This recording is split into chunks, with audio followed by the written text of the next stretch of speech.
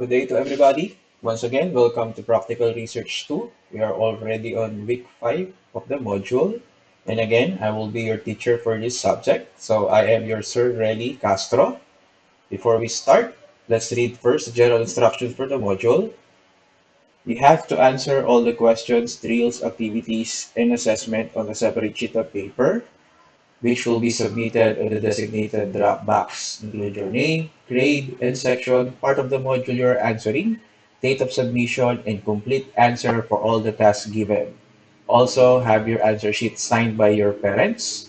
There is no need for you to copy the question on the answer sheet. Just make sure that you follow the instruction properly and write your answer legibly. In doing this, follow this template example below. Now, before I proceed, may mga nagtatanong kasi, paano ba ang gagawin dito sa part na to? Now, always remember, when you are answering the module, you are not allowed to write anything on the module.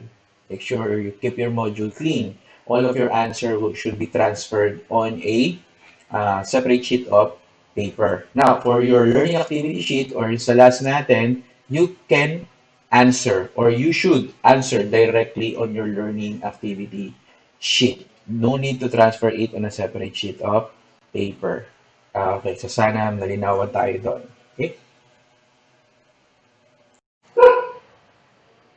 Okay, the topic of our discussion for today are all about indicating scope and delimitation of the study. Now, at the end of the module, you should be able to first discuss the basic concept of the scope and delimitation of the study. Second, identify the components of the scope and delimitation of the study. And third, formulate the scope and delimitation of the study. And of course, fourth, explain the importance of writing the scope and delimitation of the study. Now, before we proceed with our lesson proper, there are several pre-activities that you have to accomplish on your module. So I will guide you on this part. So for the section What I Know, so the title of the first activity is Hit the Arrow. The direction for this is read each statement below carefully, hit the arrow up by putting a check mark if the statement is true, and hit the arrow down if the statement is false. So basically, this is just a simple true or false. So ang gagawin nyo lang dito, siguro sa separate sheet of paper, you just indicate if it's true or false. So arrow up if it's true, arrow down if it's false. Okay, so here are the statements.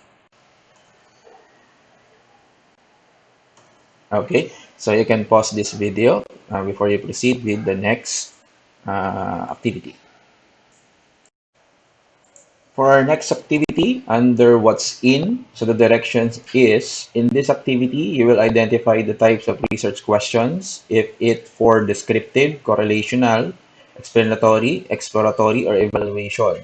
Write your answer on the box provided for each number. So for this activity, we have several research questions that you are going to be identifying what type of research design or what type of research question are these research questions. So it's either descriptive, correlational, explanatory, exploratory, or evaluation.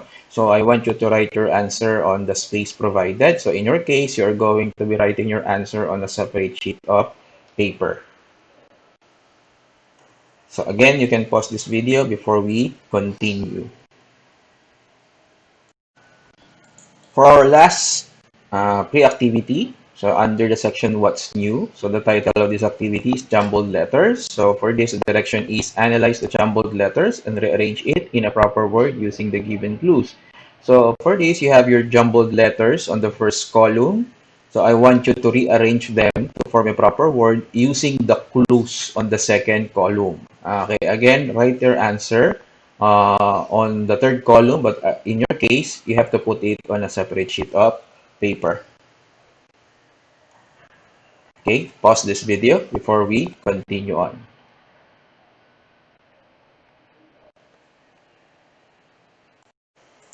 Okay, now let's proceed with our lesson proper. So the title of our topic for discussion for today are the scope and delimitation of the study. So una natin pag-usapan yung scope. So ano ba yung tinatawag natin na scope?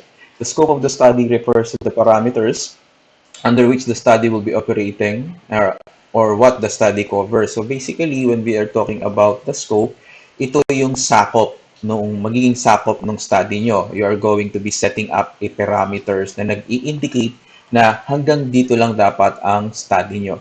Kasi pag lumagpas pa kayo doon, medyo lalawak na. So you are trying to be specifying under the scope, okay, what your study, hanggang saan lang yung study nyo. Now, in scope, you're going to be describing where and when the study is conducted and who the subjects are or the population included, and it also deals with the extent of the study to be made. So, sa scope, you're going to be indicating or you're going to be describing where, saan nyo gagawin yung study nyo, when, kailan nyo gagawin yung study nyo, and who, sino yung mga kasama sa study nyo, who are the subjects. Also, in scope, you're going to be also including the extent. Gaano nyo ba katagal or gaano ba kahaba yung magiging study nyo. So, in short, scope means all those things that will be covered in your research project. So, lahat ng masasakop nyo or lahat ng magagawa nyo sa research project nyo should be indicated on the scope of the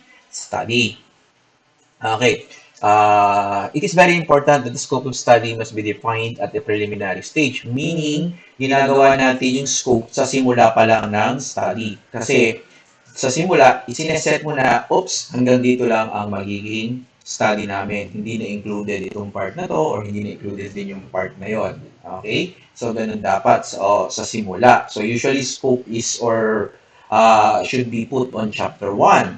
It cannot be done in a later phase of doing the research as it creates a lot of uncertainty about the research goals. So, kaya gaya nga na sinabi ko, a scope should be done o yung scope kinocompose o ginagawa natin o sineset natin at the early stage of a research study, specifically in chapter 1.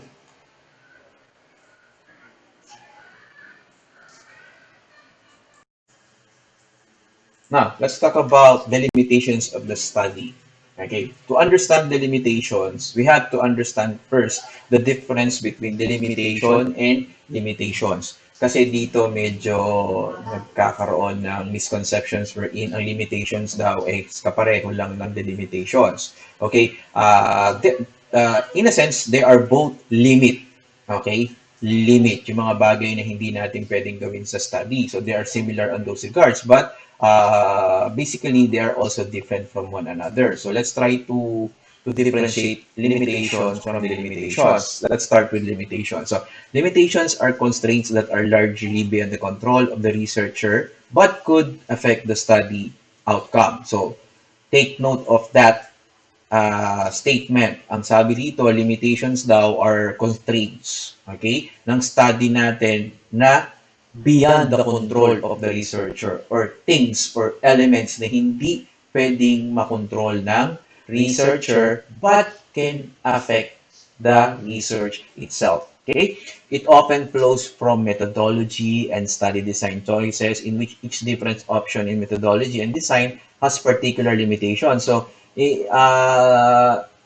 in the in the first part of your research, you are of course going to be using your methodology. Are you going to be using correlational or ex post facto, so on and so forth? Each of those research design has their own limitations. So yung limitations nyo, dun mag-i-stem sa kung ano usually yung design choice na pinili nyo para doon sa specific research study nyo. Now, some of the examples of limitations are sample bias, insufficient sample size, lack of prior research studies on the topic, limited access data, time constraints, cultural and other types of biases. So if you're going to be analyzing all of this, yung mga examples ng limitations na to, mapapansin nyo that the researcher, wala talaga silang control. For example, lack of prior research studies on the topic, wala tayong control dyan. Kung talagang walang prior research studies na sa topic na pinili nyo for your study, wala tayong magagawa doon. So that is the limitation of the study. Another one is limited access to data. For example, talagang hindi ka maka-access sa data. Okay? There is a lack of data about your research topic. Again, that is limitations. That is something that you cannot control. So, yun ibig sabihin ng term na limitations of the study. Now, ano naman yung tinatawag natin na delimitations? Delimitations are those characteristics that arise from limitations in the scope of the study.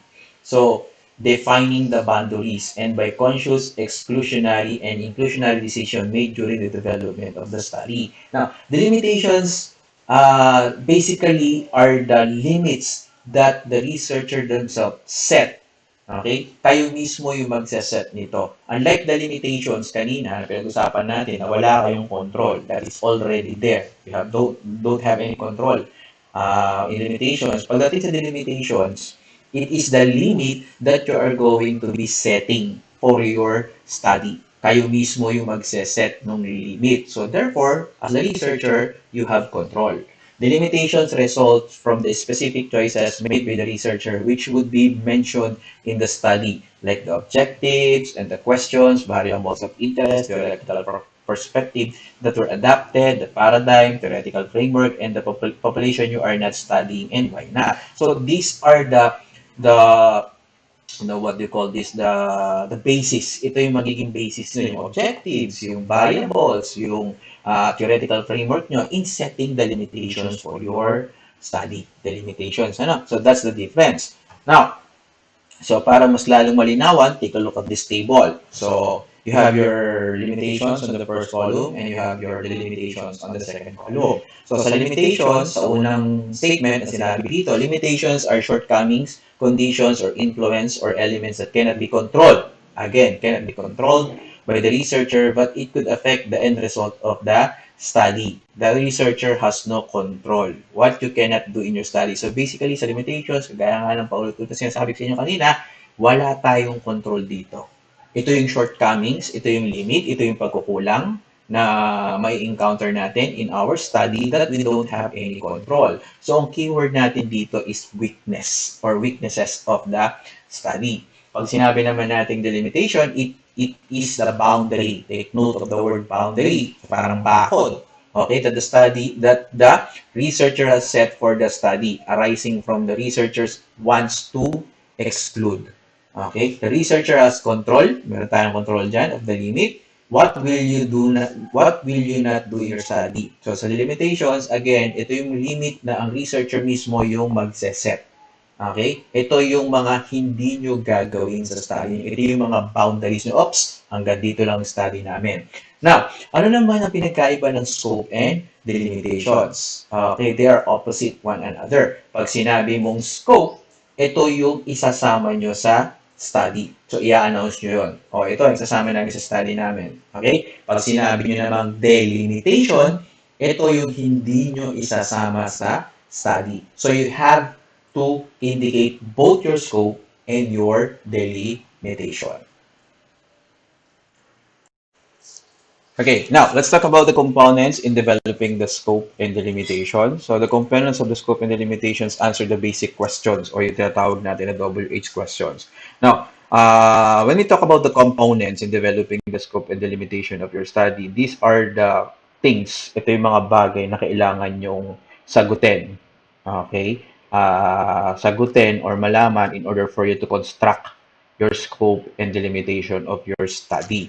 So, it also serves as a guideline or guide nyo para mabuo yung scope and delimitation nyo. Napakadali lang nito, napakasimple lang nito. Kasi dito, kailangan nyo lang sagutin yung WH questions. Ano ba yung WH questions? So, meron tayong 6 na WH questions. So, ano-ano yon?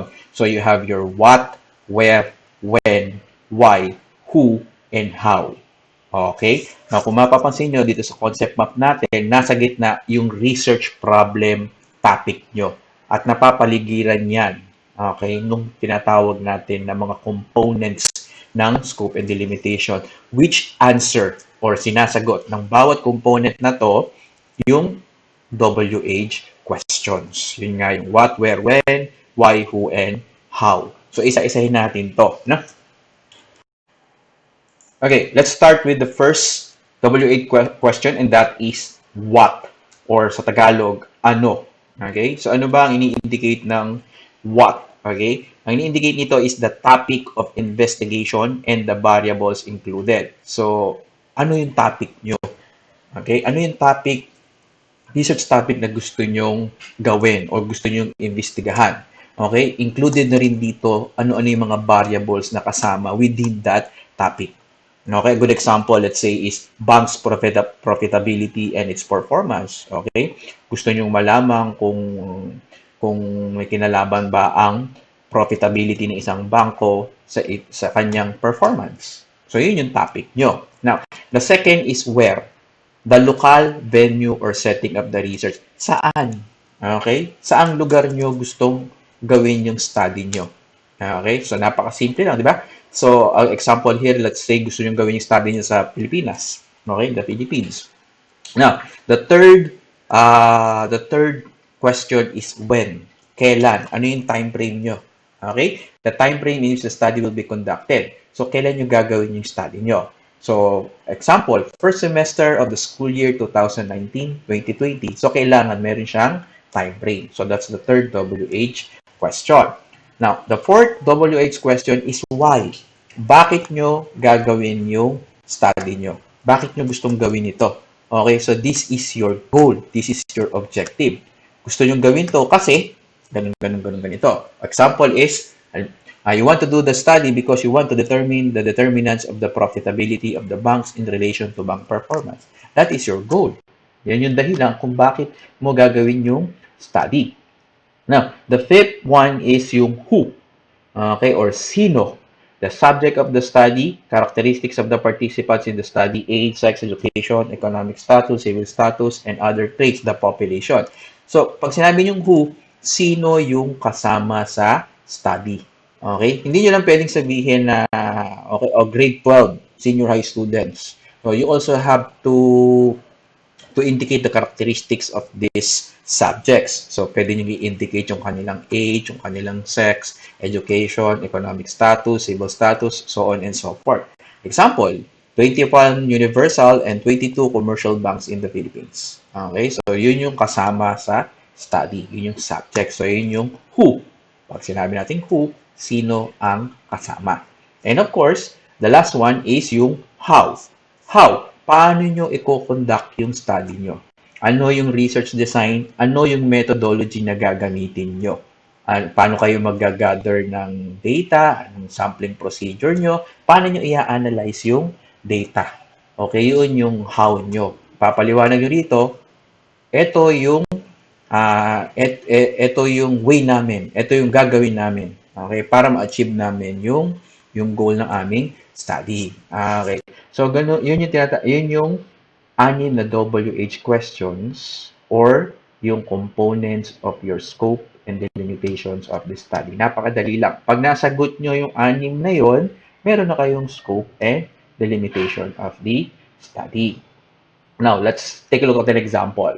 So, example of scope and delimitation. Now, let us use the different examples in the components of the scope and delimitation to create a sample scope and delimitation of the study. So, gamitin natin tong anim na to. Yung what, where, when, why, and who. Para makapag-create tayo ng example of scope and delimitation. So, sa what, bank's profitability and its performance. Sa where, Philippines. Sa when, first semester, school year 2019-2020. At sa why, to determine the determinants of the profitability of banks in relation to bank performance. Sa who, 21 universal and 22 commercial banks in the Philippines. At sa how, a secondary data that will be gathered through a bank scope database maintained by Bureau Van Dix Company. Okay, so tingnan natin yung nabuo. So here's a good example. Now, the title of the study, okay, is The Determinants of Bank's Profitability and its Performance. So let's take a look at the scope and the limitation. So the main purpose of the study is to determine the determinants of the profitability of banks in relation to banks' performance. So, yung first sentence na yon answers the question, why? Bakit nyo ginagawa yung study nyo? The main purpose of the study is to determine the determinants of the profitability of the banks in relation to bank performance. Yun yung reason. Yun yung why nyo. Di ba? The second sentence, mapapansin nyo, the study will cover 21 universal and 22 commercial banks in the Philippines. So ito naman yung tinatawag natin na ito yung sumasagot, yung second sentence. Sinasagot naman ito yung who or sino yung kasama sa study nyo. Now, sa second paragraph natin, let's take a look. The study is limited to the annual bank level data of the Philippines universal and commercial banking sector for the period of 2008 2018 or 10 years since it take years to determine if the banks are profitable or not. So dito naman sinasagot natin yung tanong na when, kailan. Okay? Kasi nakita nyo, may period, di ba? 2008 to 2018. The study will employ secondary data such as financial statements, and together this data it will be collected from the bank scope database maintained by Bureau van Dijk's company, which contains financial reports of banks across the globe. So, dito naman, sinasagot nito yung tanong na how? Paano nyo gagawin? Okay? Paano nyo gagawin yung study nyo? And of course, the last one is the study will be conducted during the first semester, school year 2019-2020.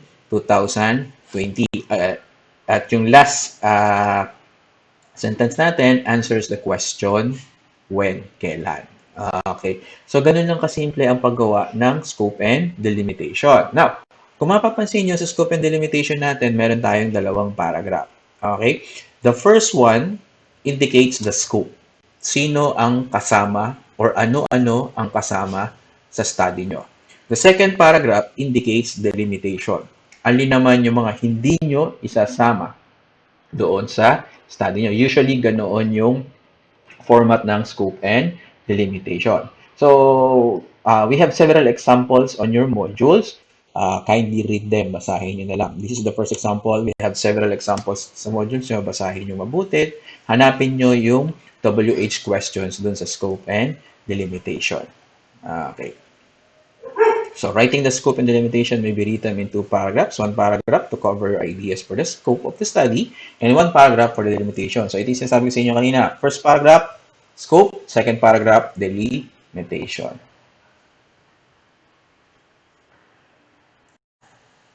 Okay, that ends our lesson proper. We are now going to be proceeding with your post-activities. Okay, so the first activity para sa post-activity natin is your independent activity 1.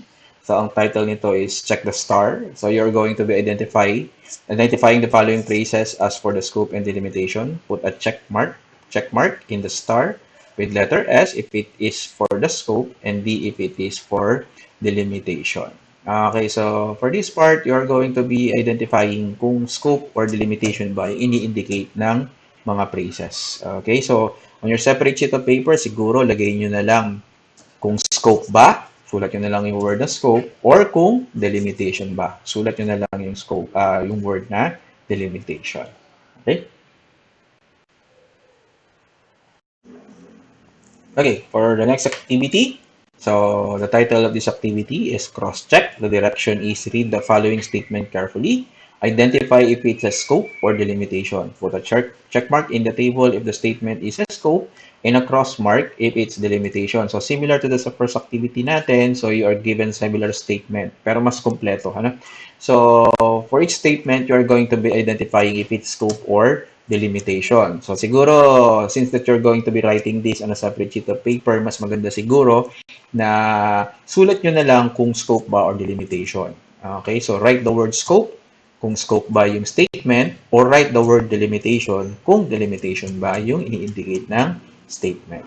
Okay. Now, for the next activity, so it is titled as crossword puzzle. So, direction, complete the crossword puzzle by filling a word that fit each clue. So, you're going to be doing a crossword puzzle. Siguro, lahat naman tayo sanay sa pagsagot ng crossword puzzle. So, that is the crossword puzzle. So, i-fill up nyo lang siya. And here are the questions for the crossword puzzle. So, you have 3 questions for down and 2 questions for across. Okay? Now, for the next activity, so this will be your WH word hunt. Word hunt. So the direction is find and encircle all WH questions in the components of scope and delimitation.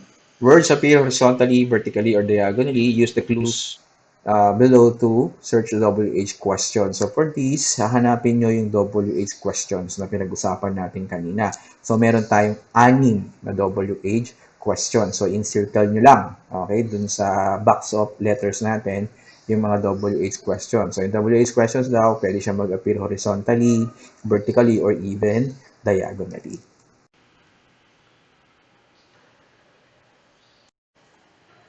Okay, now, for the next activity, ito yung tinatawag natin na WH match. So, the direction is match column A with the correct answer on column B. Write only the letter, your answer on the space provided before each number. So, this is your matching type. Okay, pamilyar naman tayo lahat sa matching type. So, you have your column A and column B. Column A are your statements. Okay, meron tayong mga iba't ibang statements dito or information rather. And column B, yung 6 na WH question. So, you're going to be identifying using column B kung ano yung ini-indicate ng column A. Okay, so just write the letter of your answer on your answer sheet or on a separate sheet of paper. Okay, now for the next activity, so the title of the activity is Customize Your Thoughts. So the direction for this is using the statement below, create scope and delimitation of the study, organize your thoughts and write them out to make it meaningful. So we have several information here, okay, that basically answers yung components ng scope and delimitations, yung WH questions natin.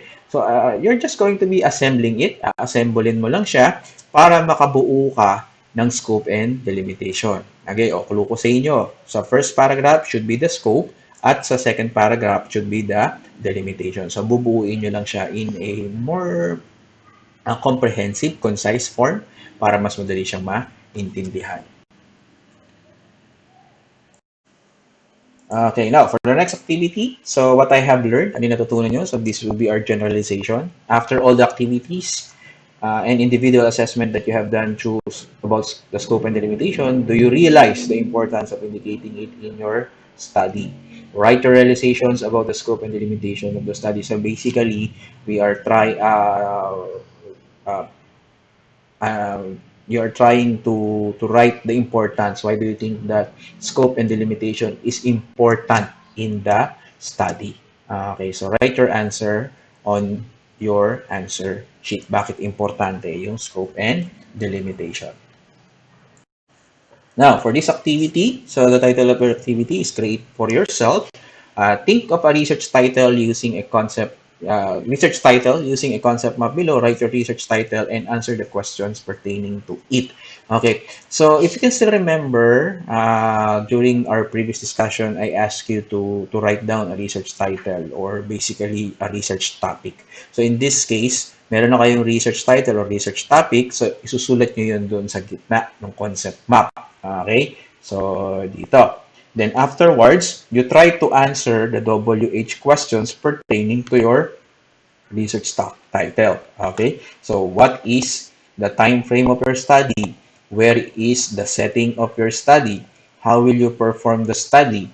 Who are the participants of your research? What is the delimitation of your study? What is the objective of your study?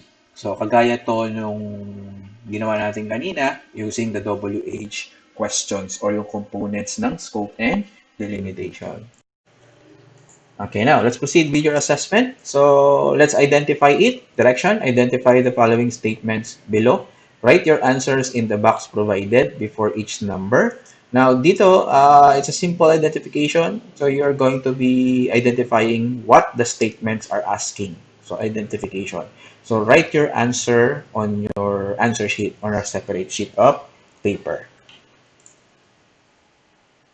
Okay? Para sa next activity natin, assessment rather, is fill in the gaps.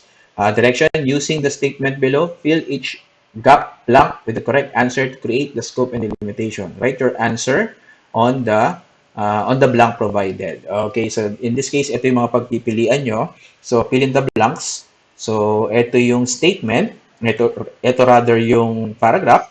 Okay? So, gagamitin nyo yung mga statement doon sa box from here para mapilap itong paragraph na to. Para makabuo kayo ng scope and delimitation. Siguro ang gawin nyo na lang dito, you copy the whole paragraph together with your answers from this box on a separate sheet of paper.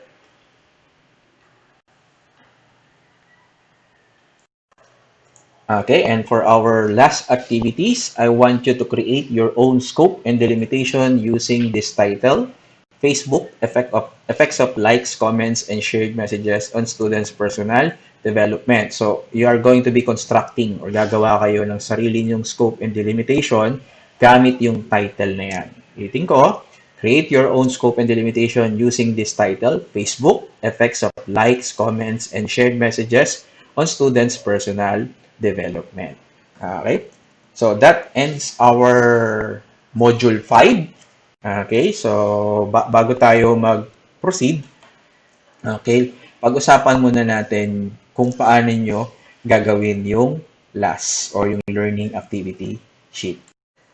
Okay, so this is your learning activity sheet. Okay, para sa scope and delimitation of the study. So, reminder lang, reminder lang. Wag na wag niyong kakalimutan isulat yung name nyo at saka yung year and section on the space provided. Okay, para hindi maligaw yung learning activity sheets nyo pag chinecheck ka na. Okay, now, the topic is scope and delimitation. The learning competencies indicate scope and delimitation of the study. The objective of this learning activity sheet is for you to identify the scope and delimitation of a study and also write scope and delimitation. Now, lesson overview. Setting limits and boundaries on what you are investigating is of great help to researchers. Researchers will identify the coverage and specific parameters of the study. This will be the focus of this lesson. Furthermore, it is expected that you to write your own scope and delimitation. So, we're already done with our discussion. So, dito sa learning activity sheets, you're going to be doing some activities similar dun sa ginawa natin sa module natin. So let's proceed with procedure. Now, number 1, identify the coverage or boundaries of the given study by writing your answer on each box. You can review our lecture on scope and delimitation of the study. So, kagaya nga nung pinag-usapan natin kanina. So, ito yung box na sinasabi na gagawin nyo. So, at the top box, ito, yung malaki, yung malapad na to. Diyan nakalagay yung title. So, the title of the study is School Activities as a Corporate of Social Responsibility among Senior High School Students. Okay, medyo nagkaroon ng error dito. Ano? Pero yun yung title, School Activities as a Corporate of Social Responsibility among Senior High School Student. So, sa baba, sasagutan nyo yung WH questions natin. Okay, usually nga 6 yun. Pero dito, 4 ang WH questions. So, ano ba yung sasagutin nyo? Una, who will be the respondents? So, sulat nyo dito sa box, sino-sino ang magiging respondents nung study na to. Okay? Pangalawa, where to conduct the study. So, what is the locale? What is the venue? Saan gaganapin yung study? Okay? Pangatlo, when to start and finish the study. Kailan sisimulan at kailan matatapos? Ano yung time frame nyo? At pang-apat, what are the variables in the study? Ano yung mga variables na gagamitin nyo sa study nyo? So, variables, inaralan natin yan before. Okay, variables are the characteristics that are actually measured in the study. So, dito, ano-ano yun? Okay, after identifying yung 4 na yun, I want you to write in a paragraph form the scope and delimitation of the study, yung above sample natin. So, again, first paragraph indicates the scope. Second paragraph indicates delimitation. Okay. Now, for the next activity, sa analysis natin, so we have 2 questions. So, question number 1, what does scope and delimitation do in a study? For question number 2, what is the difference between limitation and delimitation? O, paulit-ulit ko sinasabi yung kanina na. So, you have, sana nakakatandaan nyo pa. And for generalization natin, what should be considered in writing scope and delimitation? Okay. Sa application, as a teenager, what is your scope and delimitation in life? And the last activity, enrichment activity, with your groupmates, start now to write the scope and delimitation of the study. But since na hindi naman tayo nakagrupo, you're going to be writing the scope and delimitation of your study individually. Ano? Individual. So, kailangan meron kayong mga individual na sagot para sa enrichment activity. Okay. Now, sa last, again, you write directly on your learning activity sheet. Doon sa mga part na sa tingin nyo ay hindi kakasya, pwede nyo naman siyang isulat doon sa likod ng learning activity sheet nyo, or kung mahaba yung sagot nyo, lalo na dito sa analysis, generalization, and application, medyo mahaba yan, pwede nyo din siyang isulat sa separate sheet of paper. Okay, make sure lang na lalagyan nyo ng pangalan, grade and section nyo para again, hindi siya maliligaw. Okay? So that sums up our Module 5 and our learning activity sheet for week 5. So good luck sa lahat in answering your modules, and I'll be seeing you again on our next discussion. So thank you sa lahat.